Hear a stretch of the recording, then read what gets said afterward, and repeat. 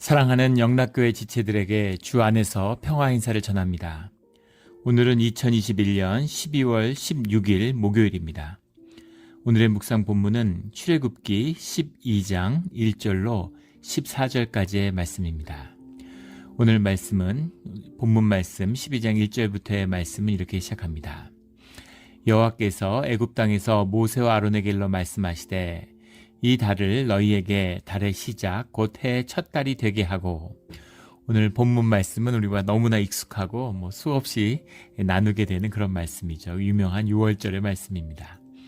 6월절을 주님이 이제 시작하시는 유대인의 새로운 이제 정체성의 시작이죠. 너희에게 달의 시작 곧 해의 첫 달이 되게 하고, 종교력이라고 하는 주님의 시간, 주님의 질서를 새롭게 주는 것이죠. 우리가 절기를 따라서 신앙생활을 하고 있는 것처럼 주님의 시간, 주님을 우리의 삶의 그런 의미와 가치의 중심으로 둔다라는 의미입니다. 달의 시작이라는 것, 해의 첫 달이라는 것을 지금 니산월이라고 부르죠. 우리 느헤미야 2장에 나오는 것처럼 이 바벨론 유수 이후에 니산월이라고 불렀는데, 여기서는 아비벌입니다. 원래 아비월이라고 했다가 후에 이제 니산월로 이름이 바뀌게 되죠. 그래서 그것이 이제 태양력으로 하면 3월 중순에서 이제 4월 중순에 걸쳐 있습니다. 음력이니까 이제 날짜가 좀 왔다 갔다 하죠. 3월 중순에서 4월경에 걸쳐 있는 이것이 니산월 아비벌의 시작입니다. 3절에 너희는 이스라엘 온 회중에게 말하여 이르라. 회중이라고 하는 말이 이제 성경에서 굉장히 중요한 말씀이죠. 영어 번역에 보면 all the people of the Israel, the whole community of Israel 이런 식으로 이제 번역을 하는데, 우리 교회에서 우리 교회 공동체를 회중이라고 말하잖아요. 교회의 성원을 회중 또는 성도 이렇게 얘기합니다. 구약에서는 회중, 우리 신약에서는 성도 이렇게 이야기하죠. 회중이라고 하는 것이 뭐냐 정확히 그러면 그것은 이제 장로의 모임이죠. 장로들이 이 회중의 모든 커뮤니티의 대표성을 가지고 있는 겁니다. 그래서 회중이 모였다, 회중이 결정했다라는 건 이제 장로들이 모여서 장로들이 결정을 하는 거죠. 우리 장로교도 그렇죠. 우리 장로교 헌법에 보면 교회가 판단하여, 교회가 결정하고 이런 문장들이 나오는데, 교회가 결정한다는 게 누가 결정한다? 교회가 어떻게 판단하고 어떻게 결정한다는 건가? 당회죠. 당회가 결정하고 당회가 판단하는 것입니다. 그래서 대표성의 문제예요. 그 대표성을 가지고 이스라엘의 장로들의 모임, 그것이 회중을 대표하는 것이죠. 회중에게 말하여 이르라. 이달 열흘에 너희 각자가 어린 양을 취할지니 각 가족대로 그 식구를 위하여 어린 양을 취하되. 이달 열흘에라고 하는 것은 이제 그 니산월 아비벌의 시작은 15일이죠. 그런데 10일에 양을 취하라는 겁니다. 양을 취해서 14일까지 가지고 있다가 14일 저녁에 잡는 것이죠. 왜 10일 날 취했을까라는 건 10일 날 취해서 그것이 흠이 없는 양인가, 그것이 주님께 드리기에 문제가 없는 양인가 하는 것을 이제 보는 것이죠. 그 삶을 통해서 우리가 누구인지가 드러나는 것처럼, 우리가 교회에서 임직을 세우고 중직자를 세울 때 연한에 대한 제한의 규정을 두죠. 그것이 서로 삶을 썩고 삶을 통해서 주님에게 합당한, 주님이 세우신 그런 그릇이 될 수 있는가라는 것을 보는 것처럼, 이 양을 취해서 같이 있으면서 그것이 주님에게 드릴 만한 양인가 하는 것을 보는 시간을 갖는 것입니다. 그래서 그 양을 가족대로 취하는데, 그 가족대로 이제 그 양을 한 마리씩 잡는 거죠. 그런데 4절에 보면 그 어린 양에 대하여 식구가 너무 적으면 그 집 이웃과 함께 사람 수를 따라서 하나를 취하며 각 사람이 먹을 수 있는 분량에 따라서 너희 어린 양을 계산할 것이며. 식구가 너무 적어서 식구가 부부밖에 없다. 근데 양을 한 마리를 잡으면 먹질 못하죠. 그러니까 그럴 경우에는 다른 가족들과 연합해서 숫자를 모아가지고 양을 잡으라는 겁니다. 보통 10사람에 한 마리씩 잡았다고 하죠. 근데 같은 한 사람이라도 노인네나 어린아이나 그리고 20살, 20살 먹은 청년이 있다. 이러면 완전히 식성에 큰 차이가 있죠. 그러니까 그것을 따라서 분량에 따라서 먹을 수 있게 그 양을 맞춰서 그렇게 양을 잡으라는 겁니다. 5절에 너희 양은 흠없고 1년 된 수컷으로 하되 양이나 염소 중에서 취하고 수컷으로 하고 라는 말 때문에 왜 순양만 잡았을까? 인류학자들은 이제 순양을 아무리 잡아도 암양들이 있으면 이제 금방 그 수가 회복되기 때문에 암양을 잡지 않았다 이렇게 이야기하기도 하는데 지금 희생 제사를 드리는 거잖아요. 그런데 애굽의 모든 처음 난 것 장남을 잡고 있습니다. 아들이라는 것이 가부장 사회의 대표성을 가지는 것처럼 이 양 중에 수컷이 그 대표성을 상징하고 있는 거죠. 장남을 잡는 것처럼 수컷된 양을 잡는 거예요. 대표성의 문제입니다. 요즘에 이제 페미니즘이 이제 일어나니까 왜 수컷이 대표하느냐? 세상의 대표성을 주님이 그 대표성을 상징적으로 취하시는 거죠. 만약에 애굽이 유목민족이어서 막내를 제일 소중하게 여긴다. 막내가 승계권을 가진다. 그럼 막내를 잡았겠죠. 그럼 양도 제일 어린 양을 잡았겠죠. 그런데 이제 그런 대표성의 문제입니다. 군대 같은 데서도 보면 마찬가지죠. 무슨 전방에 있는 사단인데 무슨 병사 한 명이 탈북하는 사람을 그 경계하는 병이 경계에서 놓쳤다. 이러면 그 책임을 사단장이 징계를 받죠. 병력이 10,000명, 15,000명 이렇게 되고 그 커버하는 전선의 길이가 얼마인데 그 병사 하나가 초계병 하나가 실수했다고 해서 그 책임을 사단장이 질 수 있나 연대장이 질 수 있나. 근데 그 책임과 하나라는 공동체의 대표성을 가지는 거죠. 그래서 그 책임을 묻는 것입니다. 그런 거죠.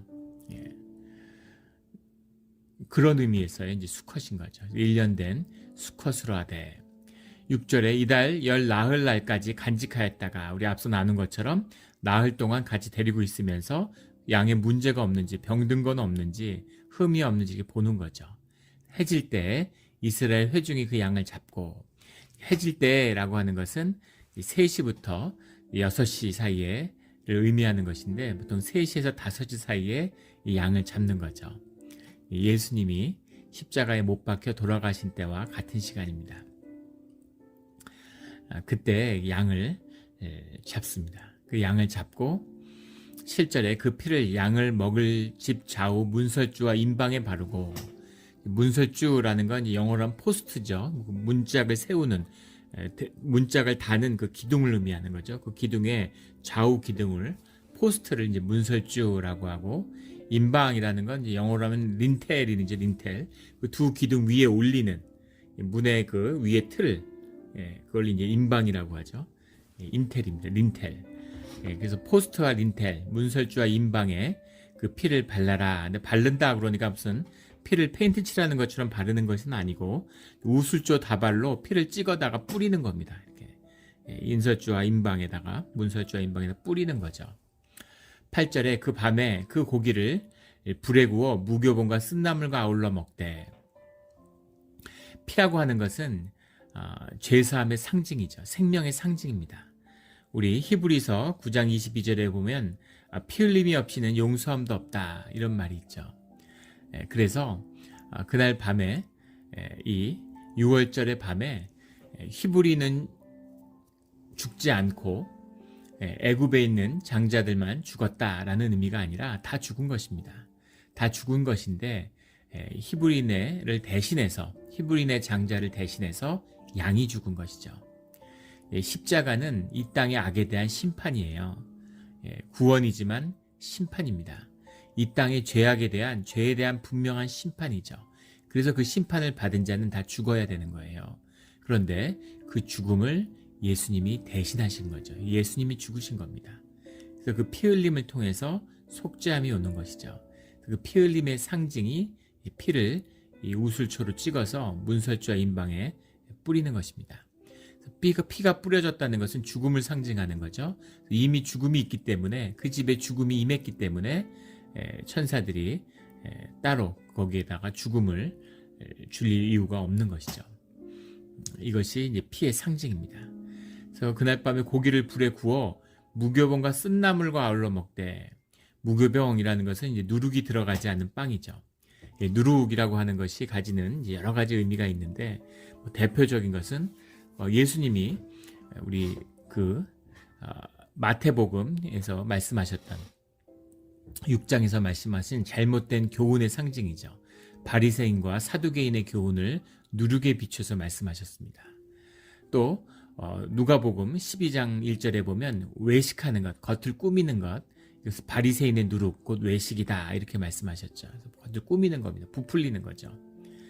그 다음에 음행을 상징하기도 해요. 적은 누룩이 온 덩어리에 퍼진다라는 고린도전서 말씀 5장의 말씀에 나오는 것처럼 그것이 어떤 죄성, 도덕적인 죄 이런 것을 상징하는데 누룩이라고 하는 것의 본질은 이제 거짓이죠.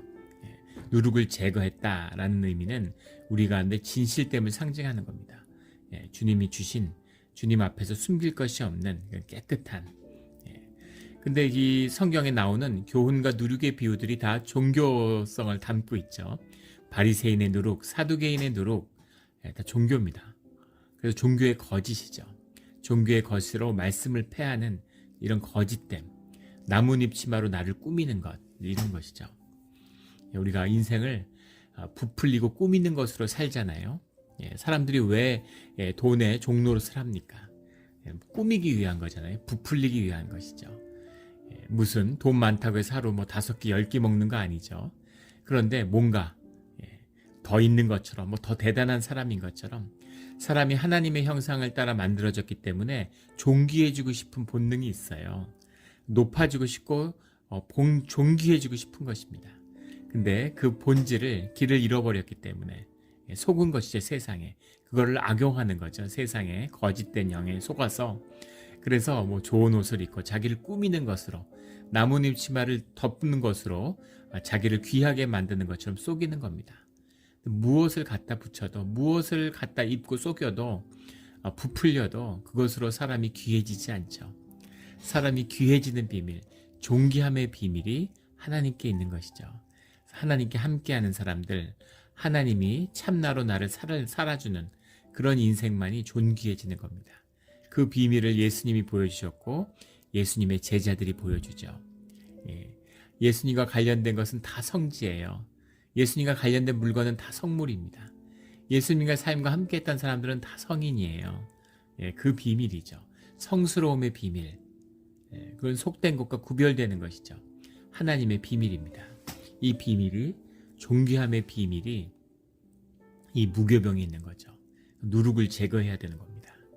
우리 세상에서 그런 말 하죠.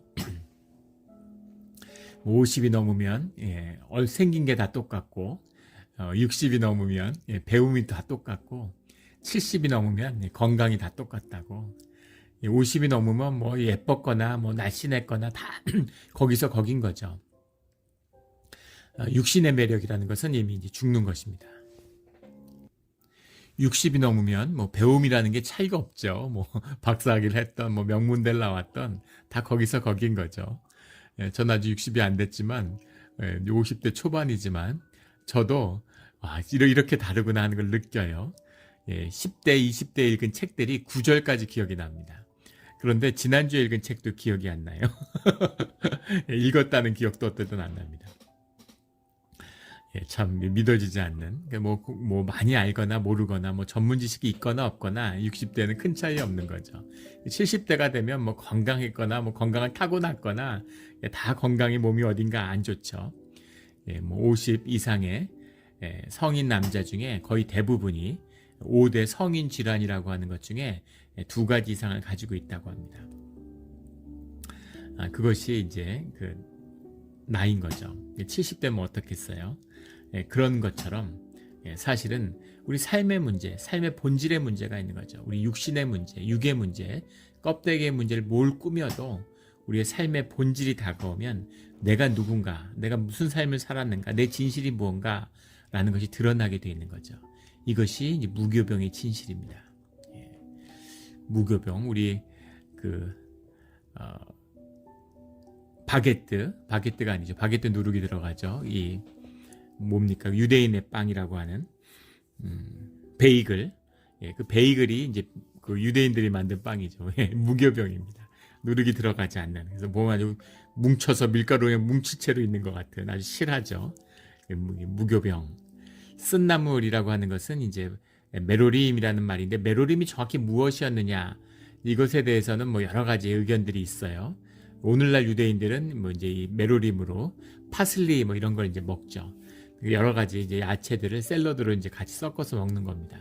근데 쓴나물이라는 것은 애굽의 고된 삶, 애굽의 노예된 삶에 대한 아픔에 대한 기억이죠. 쓴나물을 먹는 것으로 그 아픔을 기억해라라는 거죠. 근데 그 양고기는 이제 달다고 하죠. 그래서 양고기라고 하는 것이 희생 제물로 주어진 은혜, 우리에게 주어진 복된 은혜를 상징한다면 쓴나물이라는 것은 우리의 아픔의 기억을 의미한다. 그 두 것이 서로 이렇게 중화되는 그런 것을 상징한다. 뭐 이런 의미로 보기도 합니다. 9절에 날 것으로나 물에 삶아서 먹지 말고 머리와 다리와 내장을 다 불에 구워 먹고 보통은 이런 애굽도 마찬가지고 뭐 동서고금을 막론하고 제사에서 보통 날 것을 잡는 일이 많았습니다. 그리고 날 것으로 잡는다라는 의미는 보통 제사의 의미가 강하고 물에 삶는다는 것은 평소에 먹는 것을 의미하는 거죠. 그래서 고기는 삶아 먹는 거예요. 고기를 왜 삶아 먹었을까? 고기를 이렇게 고기만 구워서 고기만 실컷 먹는 것, 이것은 20세기에 와서 이제 가능한 일입니다. 19세기, 20세기, 19세기에 이 5대호 지방, 시카고를 중심으로 하는 5대호 이 지방에 있는 그 콘벨트라고 그러죠. 보통 뭐 이제 아이오와 무슨부터 시작해서 무슨 오하이오, 무슨 이런 주들, 그 인디애나 뭐 이런 주들, 그런 주들의 이제 콘벨트라고 그러죠. 정말 거길 지나가면 하루 종일 지나가도 이제 옥수수법만 있는데 식량이 남아돌고 옥수수 이런 게 남아도니까 밀이 남아도니까 그것을 어떻게 주체할 수가 없어서 그걸 이제 동물들에게 먹이는 거죠. 돼지나 소한테 먹이는 겁니다. 그래서 아이오와 북부 이런 데 가면 돼지 농장들 어마어마하죠. 농장 하나에 수십만 마리를 키워요. 정말 보지 않고도 믿어지는 압도적인 경관입니다. 그것이 이제 고기를 BBQ로 실컷 먹게 되는 인류에 있어서 처음 경험하는 사건이죠. 이제 그런 사건이고 그렇게 고기를 먹을 수 있는 시대는 없었습니다. 중세에도 고기는 귀족들이나 먹는 거지 농민들은 고기는 꿈도 못 꿔요. 예전에도 우리 뭐 잔치 때 이럴 때 이제 고기 먹는 거죠. 그런 것이라서 고기가 중요한 게 아니라 국물이 중요한 겁니다. 그래서 고기를 삶아야 되는 거죠. 물이 중요하기 때문에 삶아 먹는데 날 것이나 물에 삶아 먹지 말고 머리와 다리와 내장을 다 불에 구워 먹고 통째로 구우라는 거죠. 통째로 구우란다고 해서 그냥 굽는 건 아니고 배를 갈라서 내장을 다 꺼내서 씻은 다음에 다시 집어넣어서 통째로 굽는다는 겁니다. 상징성의 의미죠. 통째로 굽는다는 왜 통째로 구웠을까? 라는 것의 가장 중요한 의미는 뼈를 꺾지 않는다. 온전한 희생을 의미하는 거죠. 부분적인 희생이 아니라 온 생명이 다 드려졌다 라는 의미. 그것이 그 희생이 온 이스라엘 가운데 똑같이 다 나누어진다 라는 상징적인 의미가 들어있는 거죠. 그래서 통째로 불에 굽는 겁니다. 불이라는 건 물론 신성의 의미고 불이 주님을 태우는 불이잖아요. 타는 불. 그 불이 속죄함의 의미고 희생의 의미고 그리고 주님의 임재의 의미죠. 상징이죠.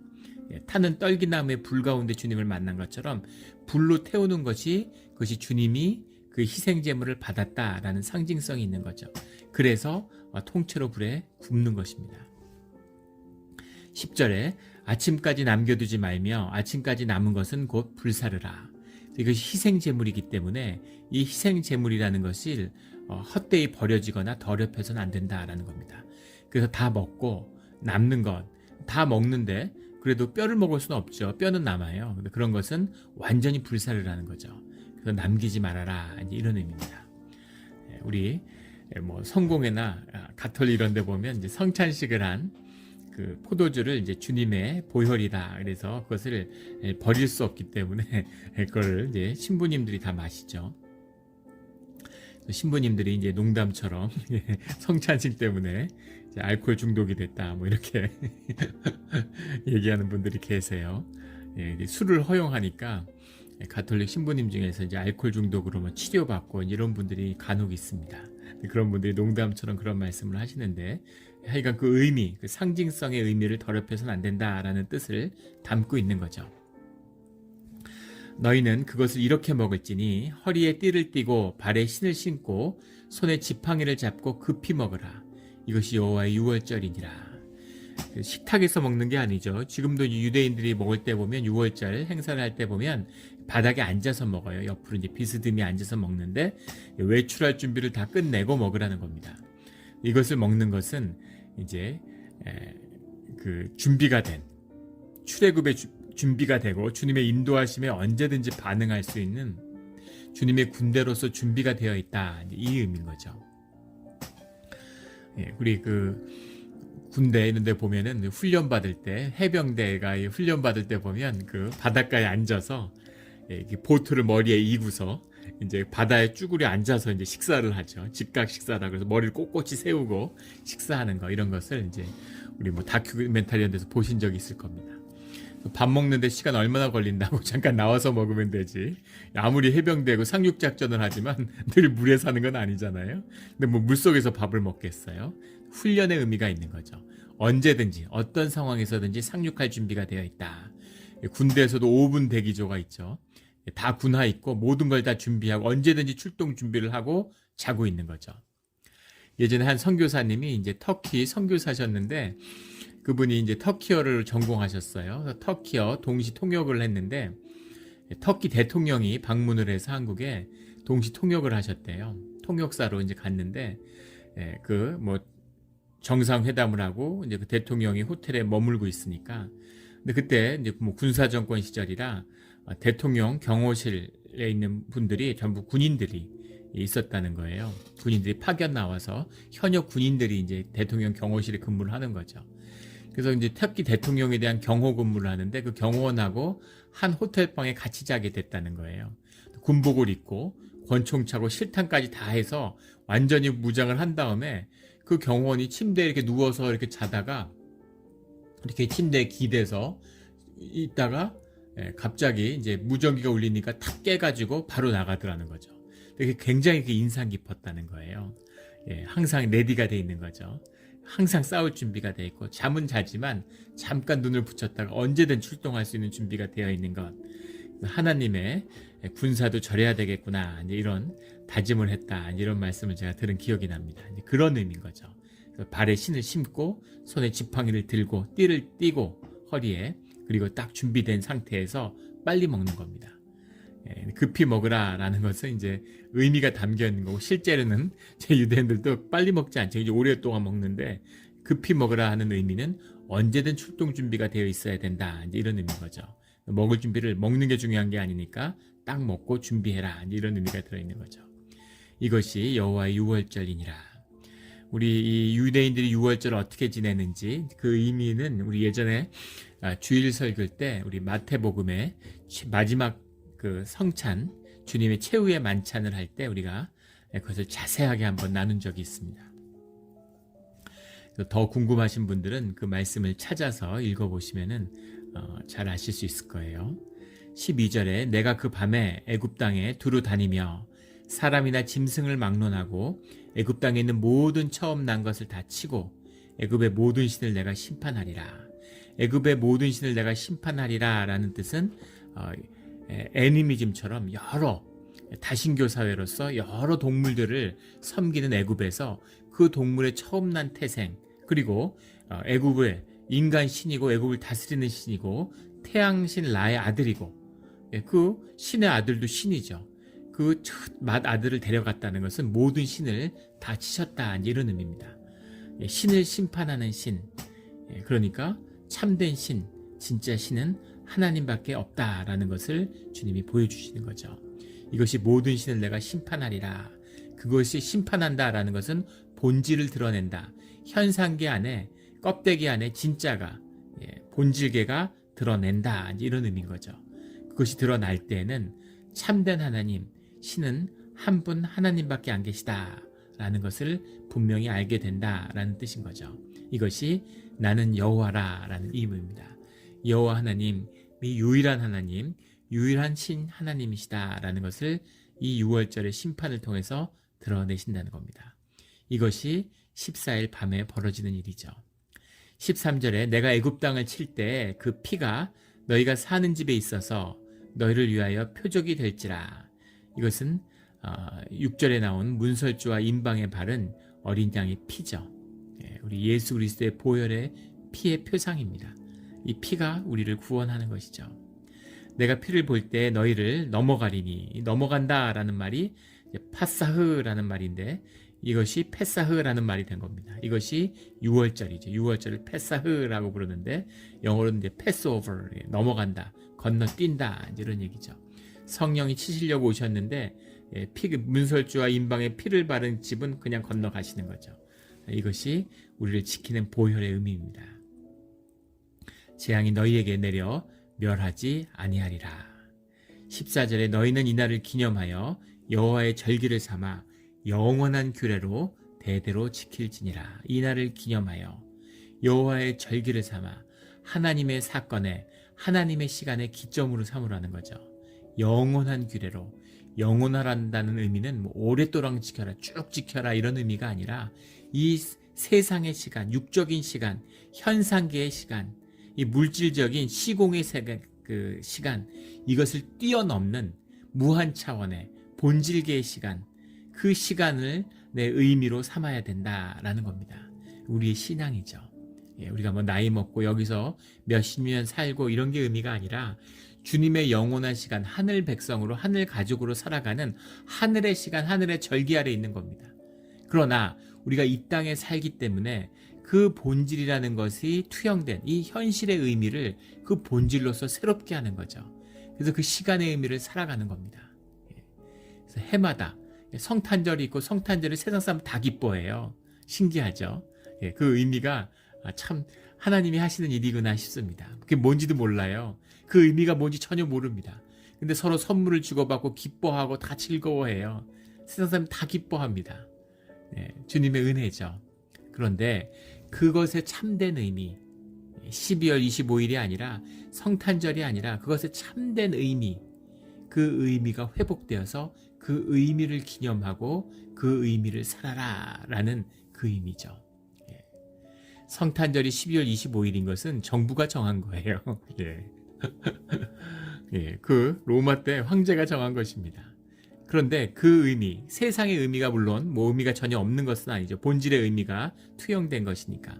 그런데 정말 중요한 것은 성탄의 주일이죠. 안식일이고 이 십자가의 의미, 주님이 이 땅에 오신 의미를 우리가 안식일로서 주님의 뜻 가운데 주님의 날로 섬기는 그날의 예배자로서 주님 앞에 서는 그 의미로 되새기는 것입니다. 이것이 참된 의미인 거죠. 크리스마스 이브라고 밤늦도록 야외에 돌아다니고 새벽까지 파티하고 이런 것은 아무 의미가 없는 것이죠. 그런 의미가 아니라 영원한 규례로, 주님의 시간으로, 주님 안에서의 의미와 기쁨과 가치로 그것을 누리고 회복하는 그런 기점이 돼야 된다라는 의미인 거죠.